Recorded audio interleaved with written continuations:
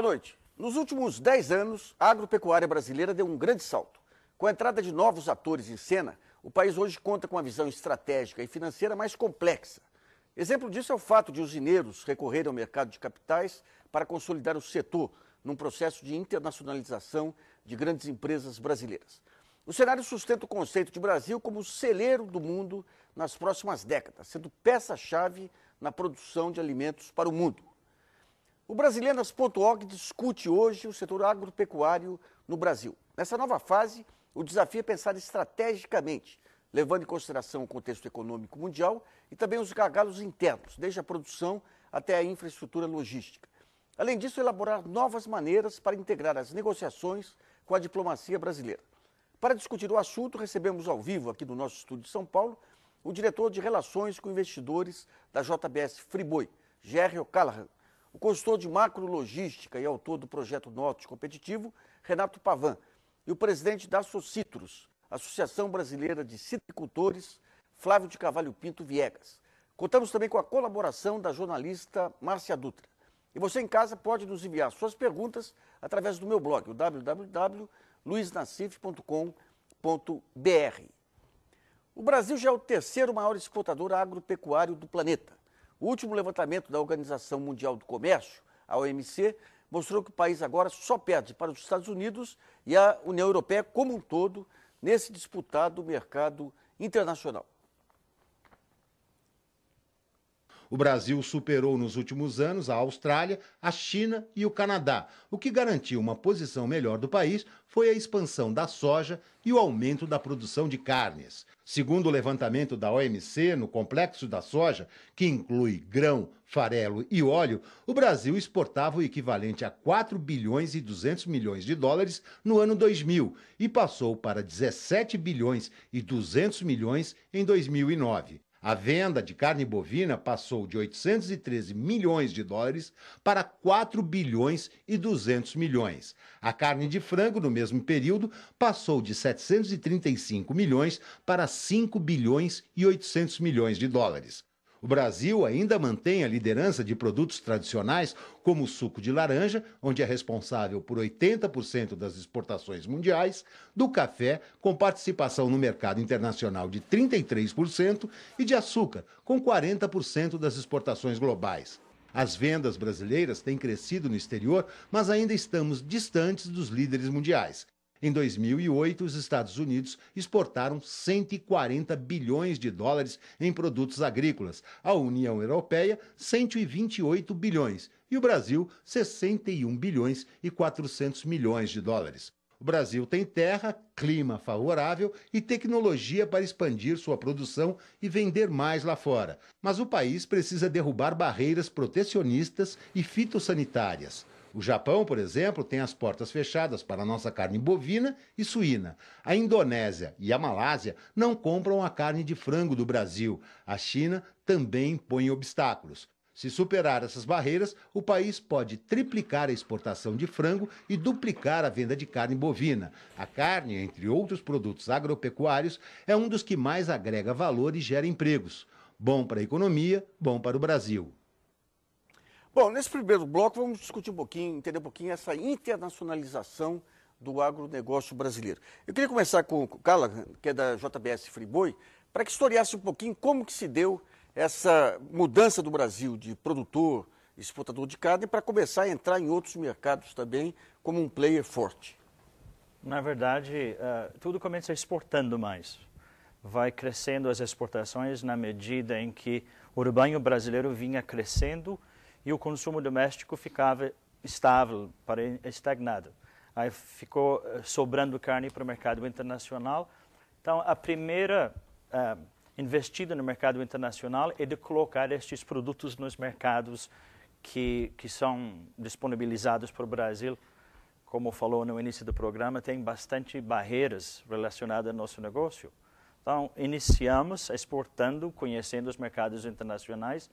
E na medida em que a gente vai conhecendo o mundo e vendo como funciona, você vê que tem bastante risco, por exemplo, sanitário, em não poder atingir muitos mercados particularmente os mercados asiáticos e alguns desses mercados. Conta só um pouquinho, como que era antes essa questão do comércio internacional de carne? Eram poucas trades que dominavam, poucos frigoríficos que dominavam isso, ou sempre foi um mercado mais competitivo? Não, havia mais frigoríficos 15, 20 anos atrás, mas havia menos mercados. A concentração era norte da África, Oriente Médio e a Europa. A Europa era grande importador de cortes nobres até bem pouco tempo atrás. Este era o universo da exportação da carne. Mas se pegar, por exemplo, o Brasil de 15 anos atrás, quem que era? Quer dizer, você tinha os produtores, os frigoríficos aqui. Agora, quem que ia fazer a venda lá fora? Eram intermediários estrangeiros ou os frigoríficos já tinham esse Nos últimos 10, 15 anos, as empresas começaram a fazer, porque o mercado era bastante concentrado, não havia necessidade de ter intermediários que muitas vezes agregavam custo, mas pouco benefício. Então, na medida em que os mercados eram mais conhecidos, você ia direto no cliente. E havia sempre a necessidade de customizar um pouco mais o produto. Então, tinha que ter contato com o cliente na questão da embalagem, etiqueta, legislação e tudo mais. Você vai descobrindo o mercado na medida em que vai servindo os clientes. Eu queria saber agora do Flávio, que historiasse um pouquinho também do ponto de vista da indústria da citricultura, como se deu essa internacionalização do suco brasileiro? Bom, a indústria nasceu para exportar. O momento foi uma geada na Flórida, em 62, em que um grupo de americanos veio e improvisadamente montou uma fábrica aqui no Brasil. Essa fábrica trabalhou 1, 2 anos, ganhou dinheiro no momento da geada e em seguida faliu. E aí havia uma série de iniciativas, né, de comerciantes de fruta, exportadores de fruta, que aproveitaram esse momento, né? E um deles comprou essa fábrica porque ele era o maior credor, né, como fornecedor dessa fábrica. E aí começou, realmente com apoio do governo, com aqueles vários benefícios fiscais. Anos 70, você está falando? Dos anos 70 e tal.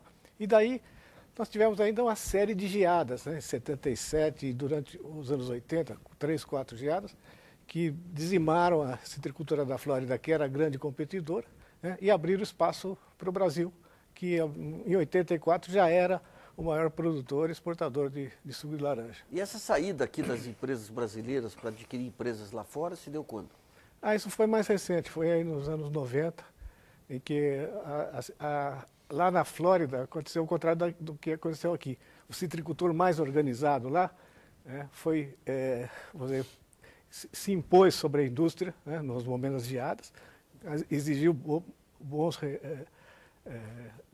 valores e a indústria faliu, né? A indústria da Flórida faliu e hoje 50% do processamento da Flórida está na mão das empresas brasileiras. Ah, tá. Pavan, a gente teve nos anos 70, né, os corredores de exportação do ex-ministro Mário Andreasa, depois você falou em eixos de integração.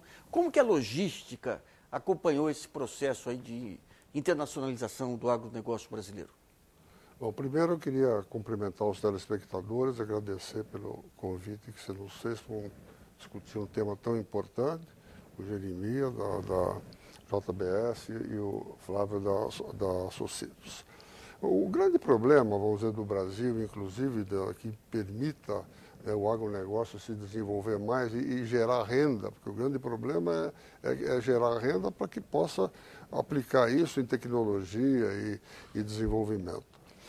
O Brasil é o 53º país, né, em competitividade, né, internacional, feita de acordo com o Fórum Econômico Mundial recentemente, né?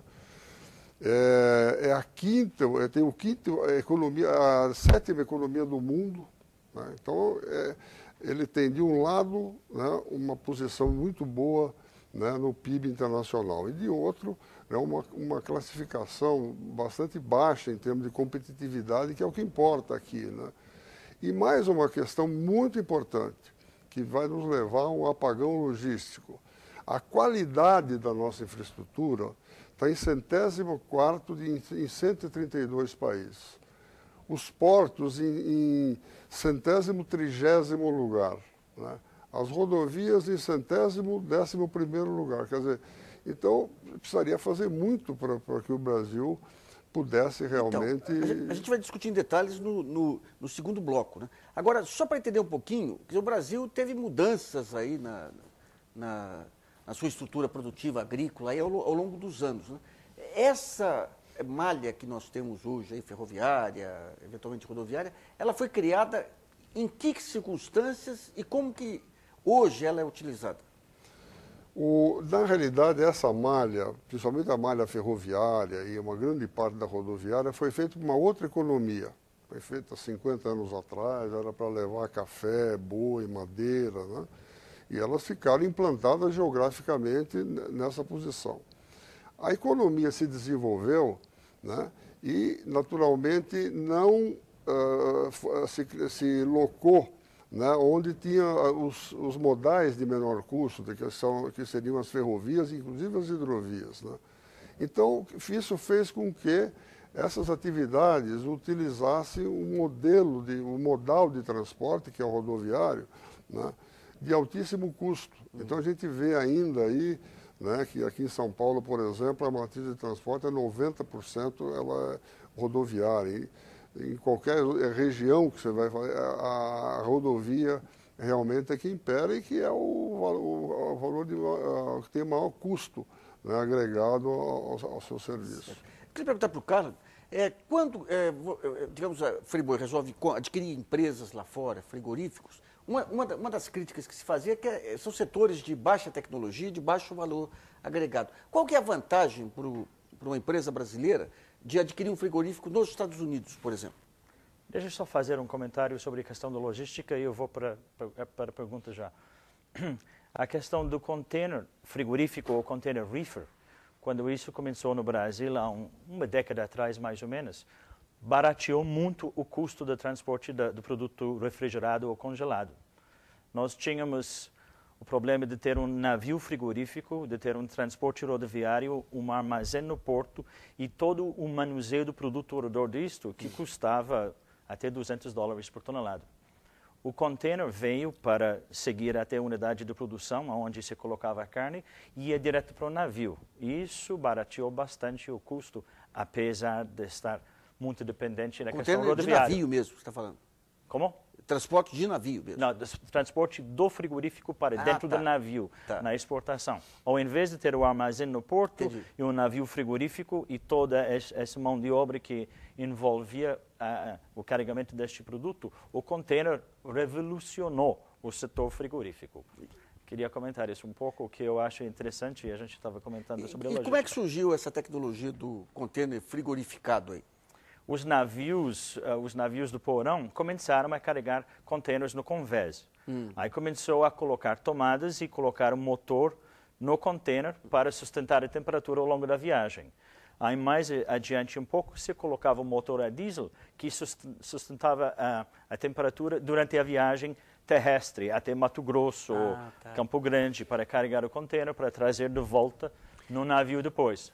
Então um container sai de Campo Grande e vai direto para a China sem ninguém ver o produto. Chega lá em condições muito melhores e mais baratas. Só para entender um pouquinho, a gente, pelo que se lê, a Argentina, a grande revolução da Argentina no final do século XIX, foram os navios frigorificados. Qual que é a diferença desse modelo nosso aí? Hoje em dia tem muito pouco navio frigorificado. Hoje em dia é quase tudo containerizado. Então qualquer navio a container tem de 10% a 15% slots ou locações dentro do navio próprios para frigorífico. Então, esses containers chegam vazios em Santos ou nos portos brasileiros. Nós levamos um buggy, um caminhão chato, colocamos o container no caminhão, levamos até o frigorífico, estufamos de acordo com a especificação, mas ninguém mexe na carga. Trancamos e lacramos o container no frigorífico, vamos até o porto, é içado para dentro do navio e vai até o destino, lacrado com certificado sanitário e tudo mais. Então, o engenheiro Pavan trabalha com talvez o maior especialista mundial de logística, que é o Dr. Eliezer Batista, que revolucionou, viabilizou a Vale através da logística, aí, através de pensar novos tipos de navios. Por que só ficou no minério esse tipo de revolução logística, Pavan? Na realidade, não existe ainda para outros produtos, né, uma quantidade suficiente que viabilize usar os navios Capesize. Porque hoje a grande viabilização do nosso minério de ferro é que ele só pode ser embarcado em portos de água profunda, onde o custo é muito pequeno, né? E aí você tem, em função do custo do minério de ferro, que é um custo baixo, se você não tiver uma logística adequada, você inviabiliza, né? Só que esses navios, eles não funcionam, por exemplo, no caso da carne, no caso de cítricos, né? Eles é carga de alto volume e baixo valor agregado.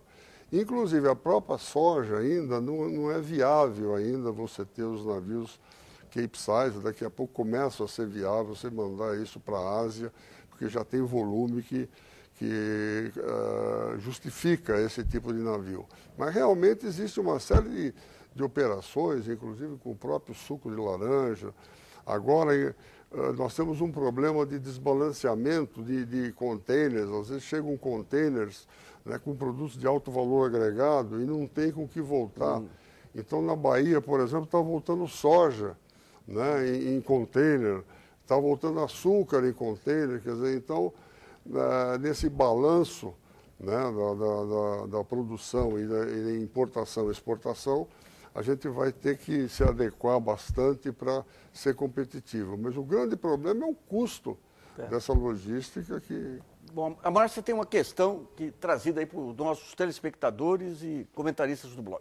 Lembrando que o programa de hoje é ao vivo. Então você aí de casa pode acessar o meu blog www.luisnassif.com.br e enviar suas questões. É isso aí, Nassif. A gente está ao vivo discutindo hoje aqui a agropecuária brasileira. O Brasil já é o terceiro maior exportador de agropecuário do planeta. Então é isso que o Nassif acabou de dizer. Participe, a gente quer saber a sua dúvida. Entra aí no blog do Nassif, www.luisnassif.com.br e manda a sua pergunta aqui para a gente. Bom, a primeira pergunta, já que a gente está falando da internacionalização, o Pavan acabou de falar de açúcar, a gente vai para Cuba. Então a pergunta é do Rodrigo, de Belo Horizonte, Minas Gerais. Obrigada, Rodrigo, pela participação. O que o Rodrigo quer saber é o seguinte: primeiro ele cria um contexto aí. Sabe-se que um dos grandes entraves da Revolução Cubana de 1959, logo após a vitória, foi implementar reformas econômicas que diminuíssem a importância do açúcar como principal produto exportador. Uma boa parte das contas era paga com dinheiro do açúcar. Assim, ao tentar diminuir a dependência, reduziu-se também as divisas que equilibravam a balança comercial. Bom, aí a pergunta que o Rodrigo, lá de Minas Gerais, quer fazer é a seguinte: como minorar a dependência de commodities sem, ao mesmo tempo, prejudicar a economia de um país? Carla, esse pepino é seu. É interessante na carne, porque às vezes a carne é classificada como commodity, às vezes não é um produto de marca. Particularmente a carne bovina é um produto que é comercializado in natura. Então não se industrializa ou processa tanta carne. Uma picanha in natura é muito mais valiosa do que uma picanha, às vezes, cozida ou processada. Então, na questão da carne bovina, não tem tanto essa possibilidade de evoluir do produto comoditizado para um produto mais de valor agregado. Tem isso mais no frango e na carne suína, onde a maioria dos produtos são comercializados já em forma de presunto, linguiça, salsicha, salames e tudo mais. Então, há como avançar agregando valor e gerando emprego mais na carne suína e na carne da aves.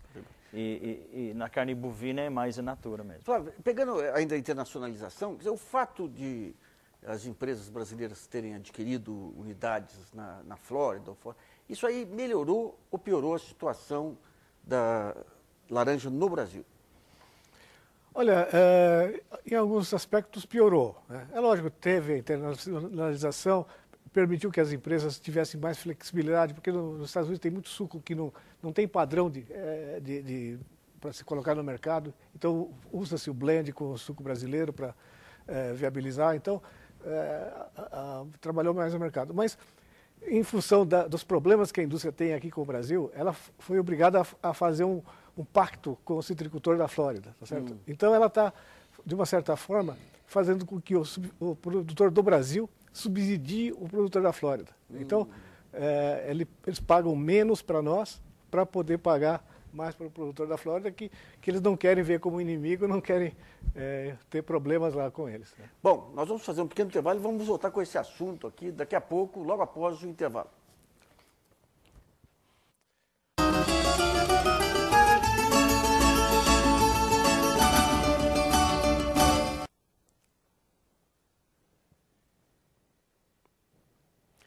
Voltamos com brasilianas.org discutindo a agropecuária brasileira. Contamos com a participação do diretor de Relações com Investidores da JBS Friboi, Gerry O'Callaghan, do consultor da macrologística e autor do projeto Norte Competitivo, Renato Pavan, e do presidente da Associtrus, Associação Brasileira de Citricultores, Flávio de Carvalho Pinto Viegas. Nesse segundo bloco, vamos tratar das principais vulnerabilidades do setor e também a questão da agregação de valor ao produto brasileiro. Eu queria perguntar para o Flávio duas coisas. Primeiro, como que essa questão da logística influiu na competitividade do produto brasileiro, o suco de laranja? E depois que você desse mais detalhes dessas relações conflituosas aí entre os fornecedores, os plantadores de laranja e os esmagadores.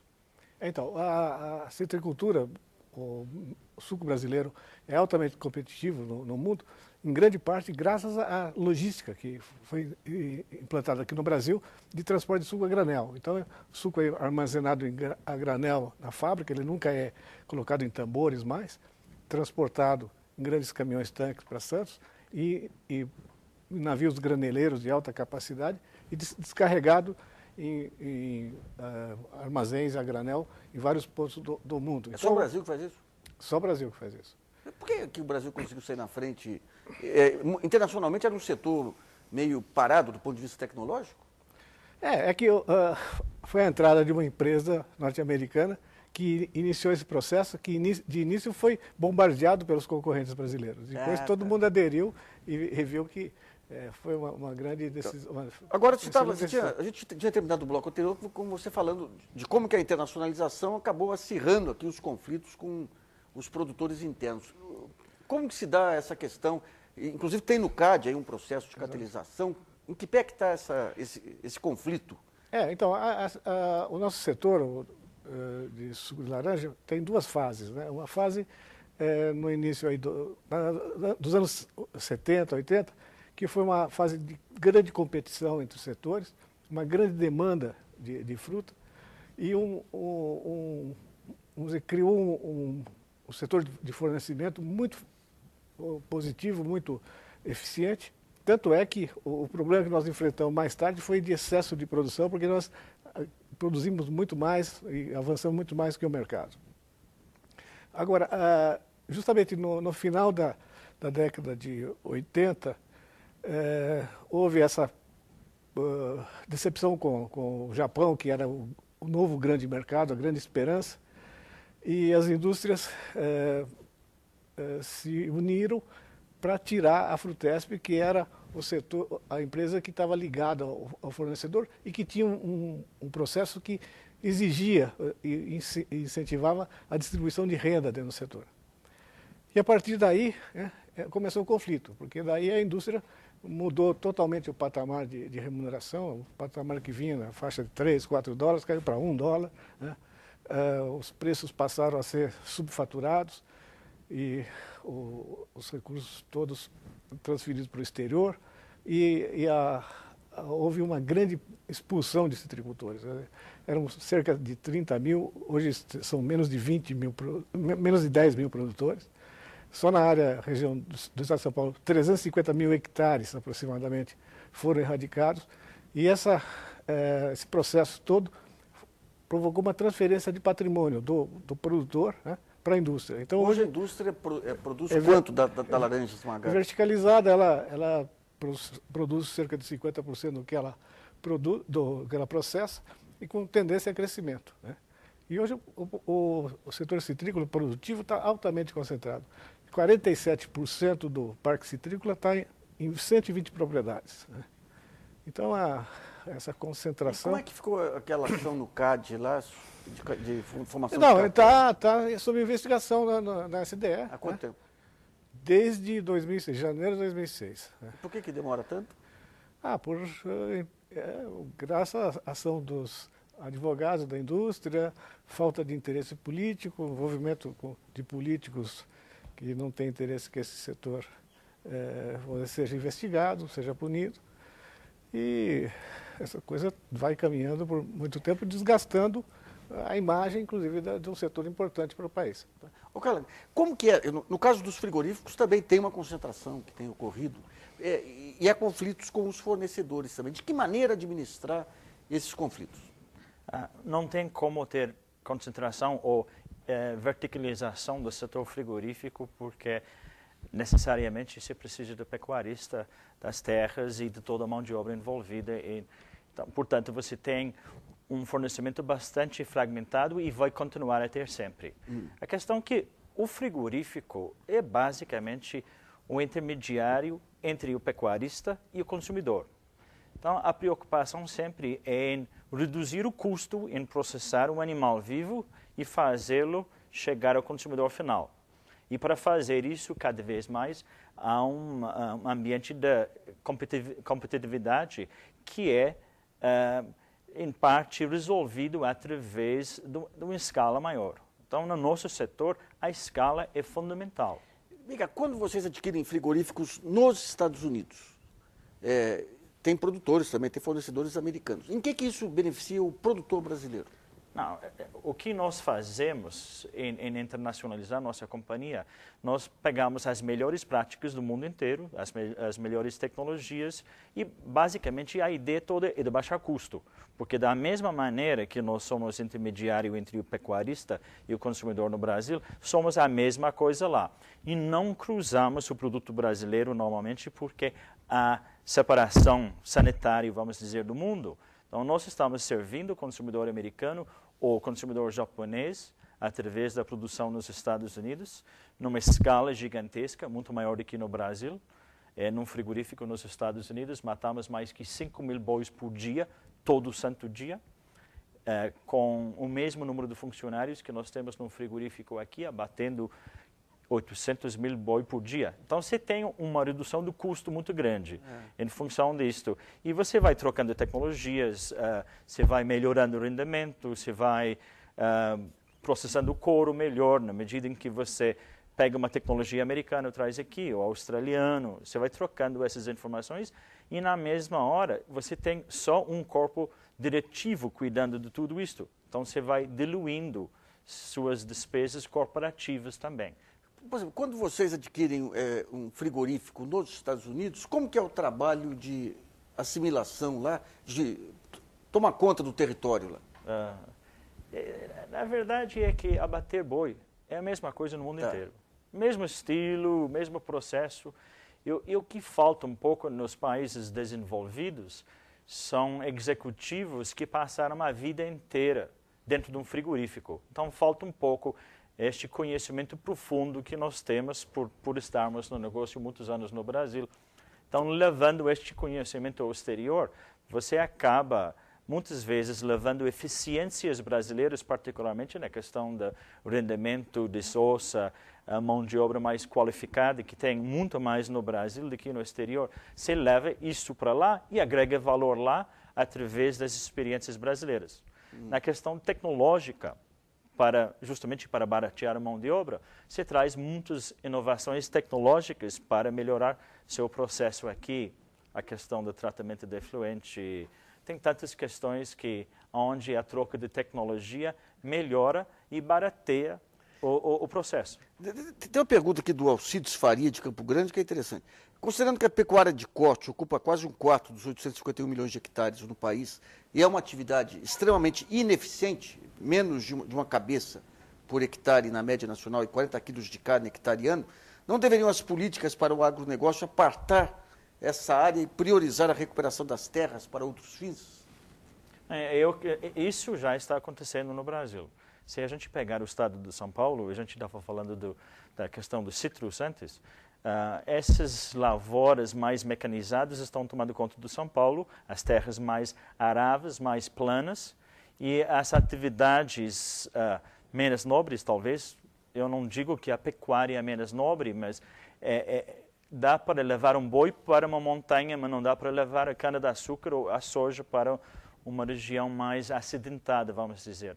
Então, a tendência no Brasil, como é nos Estados Unidos, é que a pecuária vai concentrar mais nas terras mais marginais, e na medida em que um bezerro hoje vale R$700 e um boi gordo R$1.800 a R$2.000, dá para gastar dinheiro para recuperar essas terras mais marginais.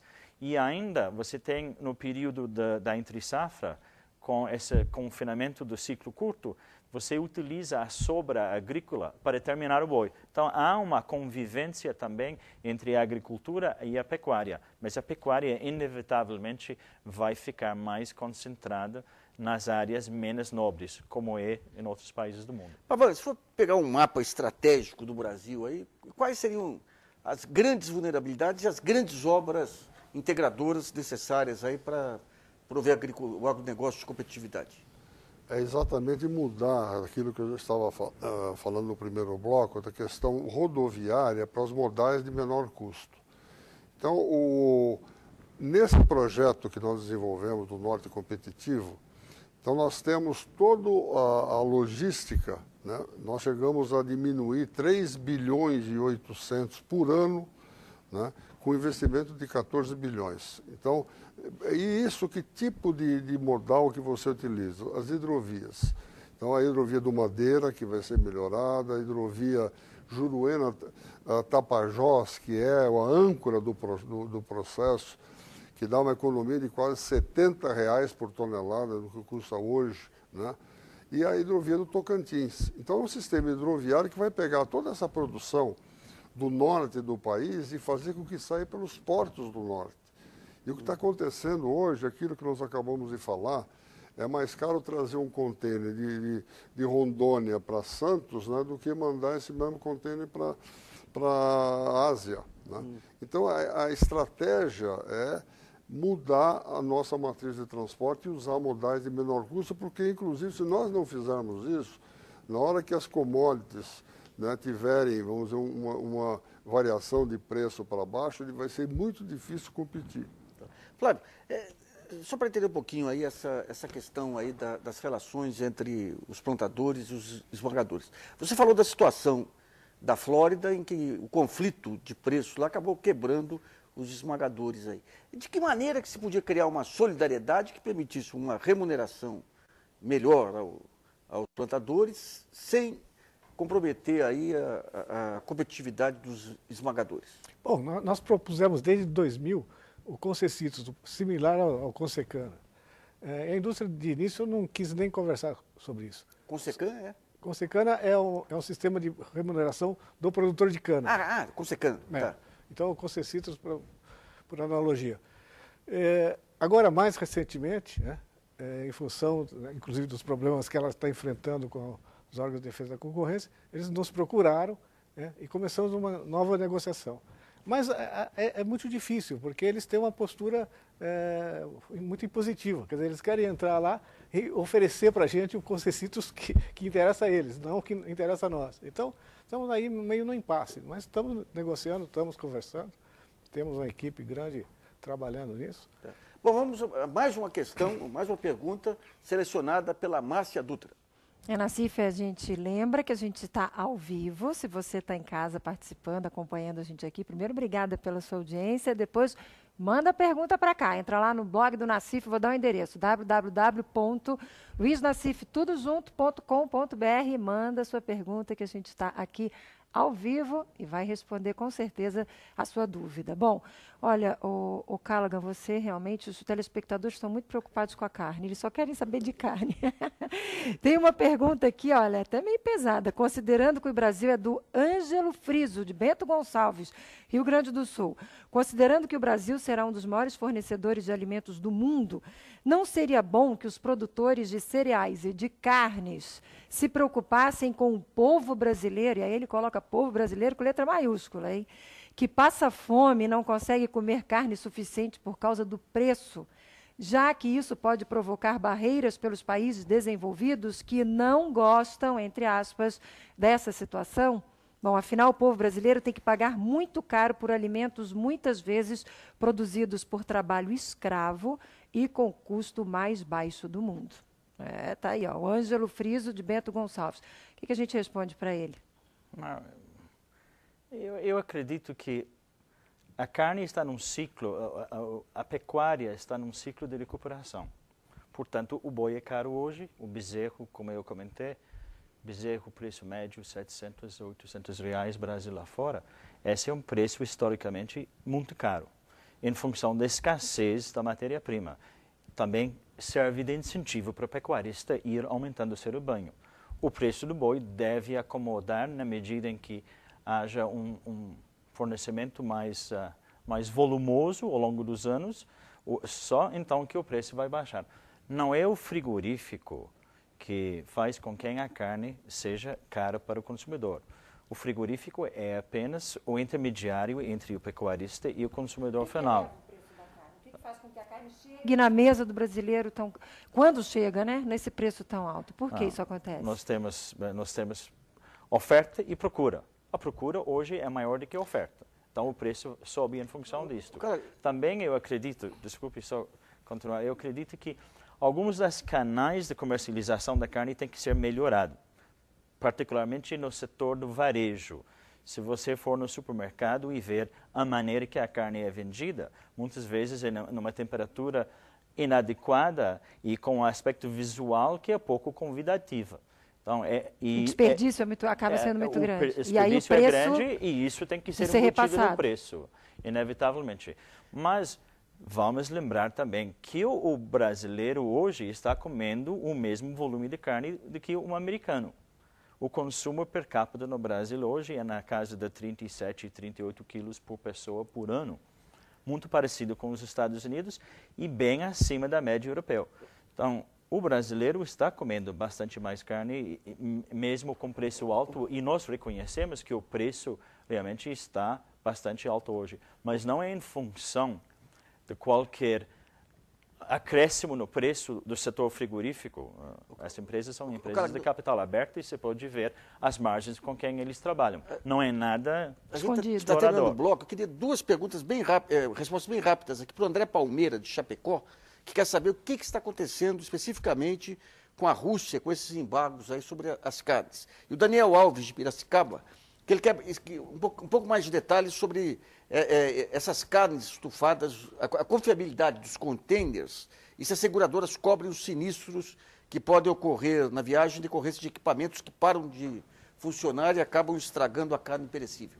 A primeira questão da Rússia, eu acredito que a Rússia está se preparando para entrar na Organização Mundial do Comércio e este ano, particularmente, há bastante negociação.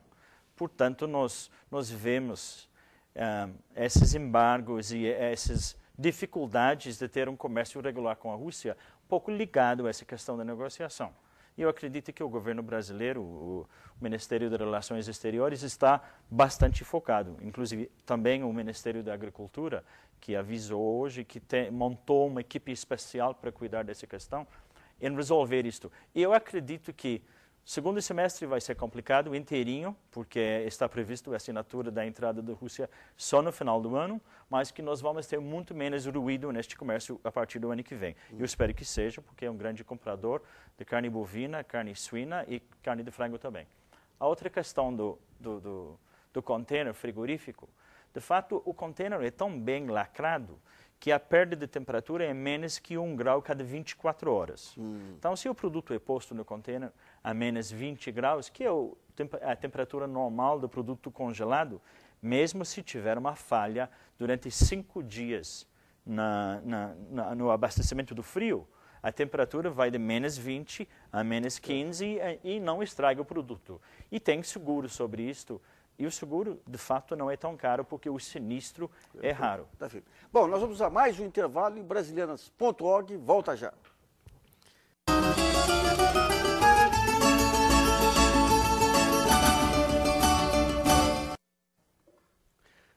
Brasilianas.org está de volta. Estamos discutindo hoje a agropecuária brasileira. No nosso estúdio em São Paulo, recebemos o diretor de Relações com Investidores da JBS Friboi, Gerry O'Callaghan, o consultor de macrologística e autor do projeto Norte Competitivo, Renato Pavan, e o presidente da Associação Brasileira de Citricultores, Flávio de Carvalho Pinto Viegas. Nesse último bloco, vamos discutir o papel estratégico da logística e a importância dos eixos de integração e desenvolvimento. Pavan, o PAC resolveu essa questão da ferrovia e infraestrutura ou ainda é um passo muito tímido? Então, a grande diferença, vamos dizer, dos projetos que nós estamos desenvolvendo é criar eixos de transporte e de integração desde a origem do produto até o seu destino final, dentro do país ou fora do país, né, faz com que esse eixo de transporte diminua substancialmente o valor, o preço dele. O problema do PAC é que são várias obras espalhadas. É uma rodovia aqui, um pedaço de ferrovia. Não se pensou de forma integrada? Não tem a visão sistêmica, né? Que é exatamente o que precisa, vamos dizer, no Brasil, você ter da origem até o destino, né, com todas as obras que tornem possíveis e tornem esse eixo de transporte viável, né?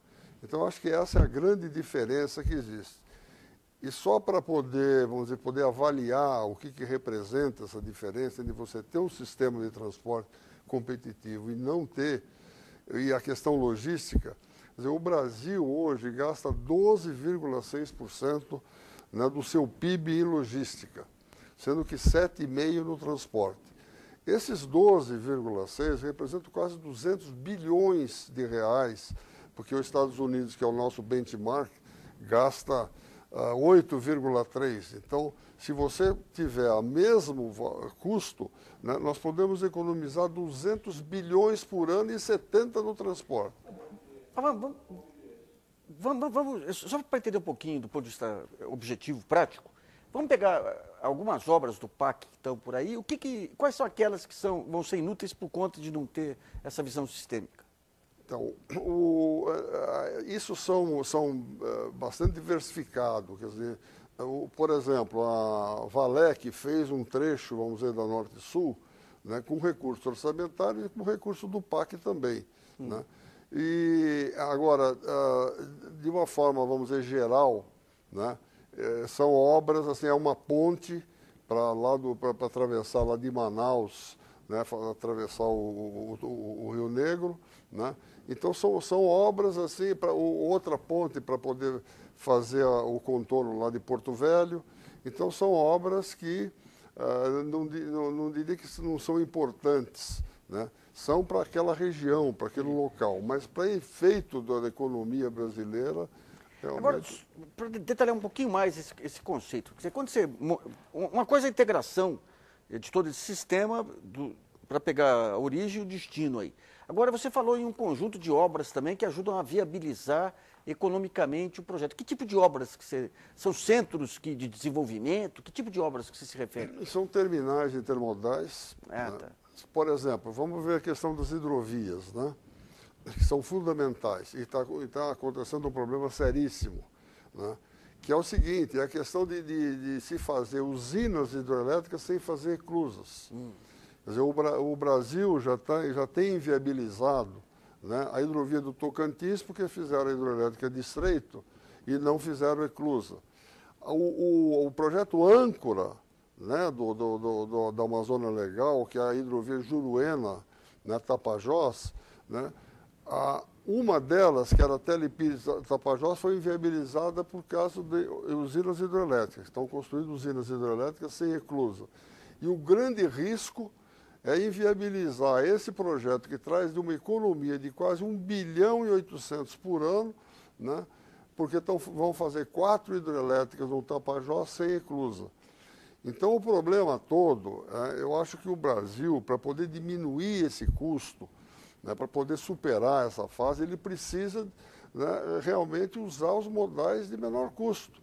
E se você prega que esse modal de menor custo é a hidrovia e comprova, e não é só questão econômica, é questão ambiental. Ela polui muito menos do que a ferrovia, do que a rodovia, né? Agora, o que não pode é você inviabilizar as hidrovias brasileiras e não conseguir superar esse problema de diminuição de custos. Carlos, essa questão da logística, como que se localiza no Brasil as unidades da JBS Friboi e quais são os modais que vocês utilizam, quais as vantagens e desvantagens de cada um? Não, nós temos uma questão que a pecuária foi indo norte, mas a infraestrutura não foi junto. Então, mais ao norte que a gente ia, mais barato tinha que ser a matéria-prima para compensar o custo do transporte para trazer ou para o centro de consumo ou para o porto de exportação. Gradativamente está começando a aparecer oportunidades de exportar via os portos do norte. Nós iniciamos em Itaqui no mês passado, de embarcar contêineres frigoríficos, os primeiros daquele porto, e no mês que vem a gente deve começar a embarcar através do porto de Vila do Conde, também lá em Belém do Pará. E chega como lá? Nós levamos, no caso de Itaqui, ferrovia, no caso de Vila do Conde, transporte rodoviário. E tem agora o projeto de levar também produtos pela rodovia até o Pacífico. Não é tão distante essa possibilidade. Então eu vou voltar ao Pavan. O doutor Eliezer acha que a saída para o Pacífico é um sonho de uma noite de verão, é isso? Não é só um sonho, como uma realidade econômica. Nesse estudo que nós terminamos agora, se você, dependendo da região, por exemplo, você pega Lucas do Rio Verde, que é uma mesorregião importantíssima, né, do Mato Grosso, que produz 26 bilhões de vários produtos. Para você ir de Lucas do Rio Verde a um porto do Pacífico, você gasta R$300. E para você ir de Lucas do Rio Verde, né, pela nova hidrovia aí, Juruena-Tapajós, você gasta 120. Né? E se você for para Santos, você gasta 190.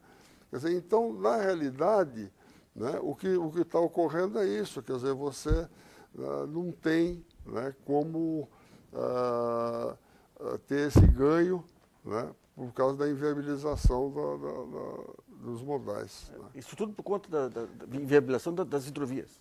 Então no passado, por exemplo, agora se você fala em Rondônia, né, então Rondônia você pode ser, não sei se vocês já fizeram alguma exportação, mas por Rondônia, você atingir um porto do Pacífico é viável. Quer dizer, aquela economia regional mais próxima do Pacífico pode ser viabilizada, mas em termos de Brasil, né, de economia brasileira, quer dizer, não... Bom, vamos só um pouquinho, que a Márcia tem mais uma questão de um telespectador. Exatamente, tem tudo a ver com o que a gente está falando aqui. Aliás, na CIF a gente está com participação de gente de Tocantins, Palmas Tocantins. Obrigada pela participação. Anota aí, você que está em casa nos acompanhando, estamos ao vivo aqui em São Paulo, no brasilianas.org. Você pode fazer a sua pergunta mandando para www.luisnacif.com.br. Bom, e tudo a ver com o que a gente está falando aqui, o pesquisador da Embrapa de Palmas Tocantins, o Manuel Pedrosa, ele diz o seguinte: sou pesquisador da Embrapa e atualmente temos observado um forte crescimento dos setores de carne e commodities nesta região, em particular devido ao desenvolvimento de eixos ferroviários e hidroviários. Gostaria de saber qual a expectativa com relação ao crescimento do agronegócio na nova fronteira agrícola do Cerrado, mais precisamente no estado de Tocantins, oeste da Bahia e Maranhão. Bom, a Norte-Sul, né, ela vai beneficiar, um dos estados que ela vai beneficiar realmente é Tocantins, né, e inclusive já permite, exportação de etanol pela ferrovia, em alguns casos, né, a questão de contêineres frigorificados. Né. Então eu acho que a conclusão, vamos dizer, da Norte-Sul, ela pode ser bastante importante, né, para resolver ou para melhorar o problema da competitividade do estado de Tocantins. Mas, de uma maneira geral, né, quer dizer, precisaria que outras ferrovias e outras hidrovias fossem construídas. Então, a região, né, do Tocantins, especialmente, ela realmente é beneficiada pelo uso de ferrovia. Eu queria fazer uma pergunta que está ligada também a essa questão de fronteira agrícola. Essa questão da Amazônia Legal, e das resistências que podem surgir em mercados europeus e outros, se houver essa questão da devastação. Como é que vocês controlam o trabalho aí dos fornecedores, aí dos criadores, para evitar esse tipo de problema com o meio ambiente? Eu acho que, em primeiro lugar, é importante a gente lembrar que muitos mercados utilizam o argumento da sustentabilidade para, de fato, impedir o comércio, proteger o produtor local. Então, nós temos que separar um pouco essas duas coisas. Mas esse é um dado da realidade, né? Que vocês não podem ignorar esse dado, né? Não, esse faz parte da realidade, realmente. Então, o que você faz, tudo que você faz, primeiro você tem que documentar. E tem que externar a toda hora todo o processo que você tem dentro de uma fazenda ou dentro de um frigorífico. O que nós fazemos, nós temos um sistema de monitorar todos os nossos fornecedores.